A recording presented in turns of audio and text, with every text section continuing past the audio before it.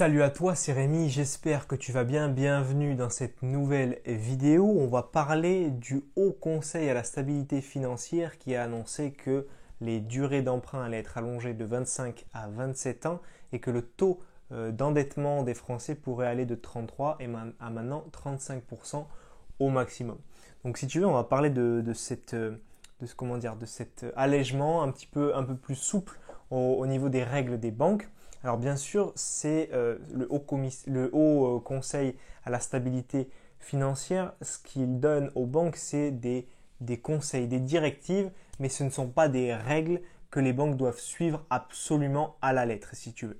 Donc on va discuter de ça, voir si ça va être un petit peu plus facile ou non d'obtenir son crédit en 2021. Est-ce que c'est une bonne ou une mauvaise nouvelle? On voit ça maintenant dans cette vidéo. On voit énormément d'articles passer sur le sujet, donc ça a été fait, si je me souviens bien, dans la fin du mois de décembre. Donc j'ai vu beaucoup d'articles passer, c'est super, on va pouvoir s'endetter un peu plus, ça va être plus facile d'obtenir son crédit immobilier. J'ai reçu plein de messages, regarde Rémi, la bonne nouvelle, avec des photos d'articles, j'ai reçu beaucoup de messages sur Instagram avec ça.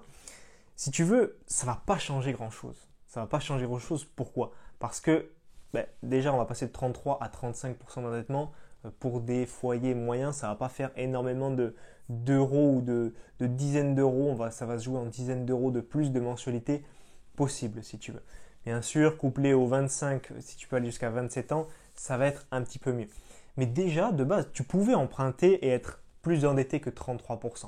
Je suis plus endetté, je suis au-delà de cette limite des 33% personnellement. Si la banque, elle veut te prêter, elle te prête. Si tu lui as fait de bons investissements, qu'elle a confiance en toi, elle peut t'emmener à 35, 40, 45% d'endettement, peu importe, en fonction bien sûr de ta situation, elle peut te prêter. Pourquoi? Parce que c'est très important, le HCSF ne donne que des recommandations, ce ne sont pas des règles que les banques doivent forcément appliquer. Donc déjà là-dessus, si tu étais un bon investisseur, si tu faisais des biens rentables, si tu avais de l'épargne de côté, que tu avais le bon profil auprès des banques, tu savais bien monter ton dossier bancaire, c'était déjà possible d'avoir des crédits immobiliers. Donc ça va continuer à être toujours possible pour ce type de personnes. Il y avait déjà une tolérance des banques de 15%, c'est-à-dire qu'elles avaient 15% des personnes qui avaient le droit, entre guillemets, de passer la barre des 33% d'endettement. Maintenant, il y aura une tolérance qui sera un petit peu plus grande, de 20% sur la barre des 35% d'endettement. Donc ça veut dire qu'il faut que tu sois dans ces personnes-là. Il faut que tu donnes confiance à la banque, que tu aies toujours cette relation gagnant-gagnant, que tu amènes des clients à la banque, que tu lui prennes des produits, etc. pour justement être dans la bonne catégorie de personnes et aller augmenter ton endettement pour derrière faire des biens ultra rentables, trésorerie, etc. etc.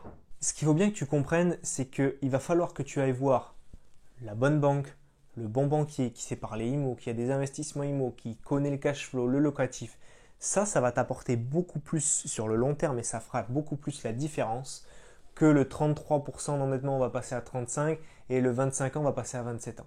Si tu veux, ça c'est un petit peu, je trouve que c'est un petit peu de la poudre aux yeux si tu veux. C'est comme on avait dit que les conditions d'octroi de prêt seraient plus compliquées en 2020. Tu te souviens de ça? On avait dit ça va être plus compliqué, il resserre un petit peu la vis, etc. etc.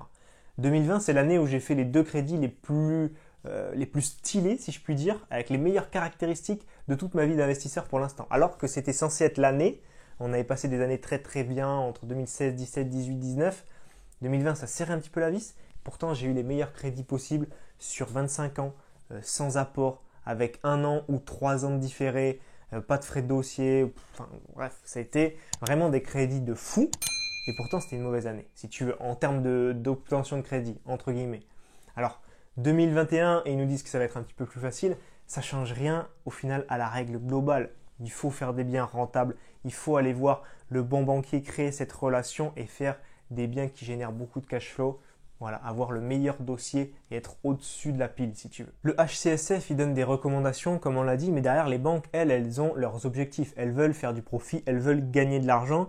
Donc forcément, si tu veux, pour atteindre leurs objectifs, elles vont être prêtes à prêter plus et elles vont être prêtes à prêter plus comme d'habitude au bon profil. Il faut que tu sois dans les bons profils. Ce n'est pas une question de ça va t'aider que ça passe de 33 à 35%. Il faut que toi, tu t'aides toi-même. C'est à toi de te modeler un bon profil bancaire pour emprunter plus d'argent et d'aller plus loin dans l'investissement immobilier si tu veux. Donc ce n'est pas tous les articles ou tous les petits trucs qu'on voit dans les médias qui vont t'aider. Ce qui va t'aider, c'est de commencer à investir le plus tôt possible de faire 20 banques s'il faut, peu importe ton salaire et ta condition, ne pas écouter ce que dit BFM TV et foncer.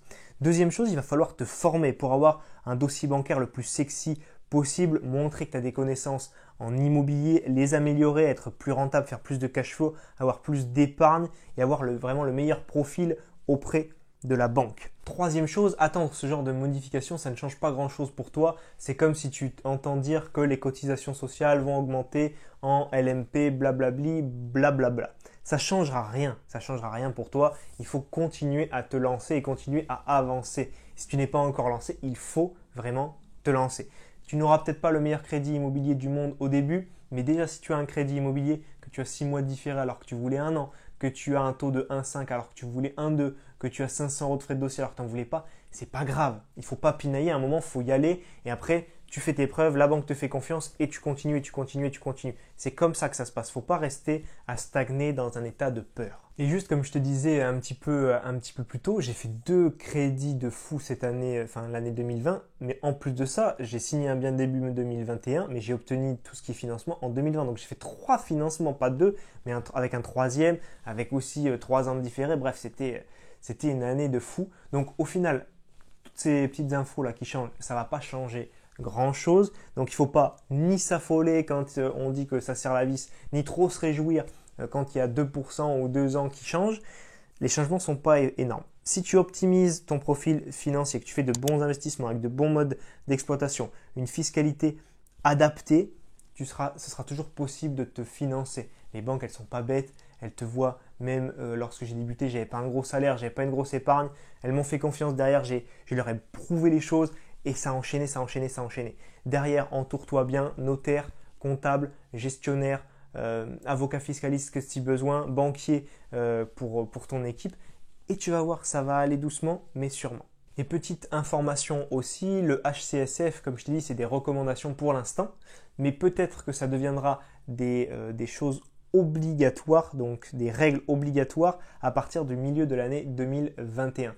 Donc ce sera peut-être plus compliqué d'emprunter dans le deuxième semestre 2021, surtout sur les profils un petit peu ric-rac qu'en ce début d'année. Donc c'est vraiment en ce début d'année qu'il faut vraiment agir et passer à l'action. Il faut que tu fonces maintenant, quelle que soit ta situation. Si tu as un CDI, un CDD, essaye d'investir. Si tu as un peu d'argent de côté ou pas beaucoup, essaye d'aller voir des banques, fais un petit investissement immobilier. On ne sait pas ce qui peut se passer dans l'avenir. On ne sait pas. Tu peux être licencié, il peut y avoir une crise comme il y a eu. Perso, je n'étais pas prêt, entre guillemets, à être licencié. Ça va bien se passer, mais pourquoi ? Parce que j'avais du patrimoine, j'avais des biens immobiliers. Tu peux avoir un accident, bien sûr, je ne te le souhaite pas, mais ça peut arriver. Ton patrimoine immobilier, derrière, il peut te sauver la mise, si tu veux. Nous arrivons maintenant à la fin de cette vidéo. J'espère qu'elle t'a plu. Si c'est le cas, pense à la liker. Tu sais très bien que l'algorithme YouTube adore ça, donc je compte sur toi pour les likes. En dessous, pense à t'abonner pour ne pas louper les prochaines vidéos. Pense à me dire en commentaire ce que tu as pensé de cette vidéo. Si tu as des questions justement sur ces décisions, ce que tu penses de mon avis là-dessus, je serai ravi de te lire. Je lis tous les commentaires et je réponds à tout le monde. Donc n'hésite pas, c'est juste en dessous. Et si tu veux bien démarrer l'année 2021 avec un premier achat locatif réussi, ce que j'ai fait, c'est que j'ai créé 1 heure de formation complètement offerte. Tu la trouves sur le petit carré qui va s'afficher juste ici ou en bas de la vidéo. Tu verras en étape par étape, si tu veux, en 5 vidéos, comment faire un premier investissement immobilier rentable en 2021. On se voit tous les deux de l'autre côté. C'était Rémi, à très vite. Ciao, ciao.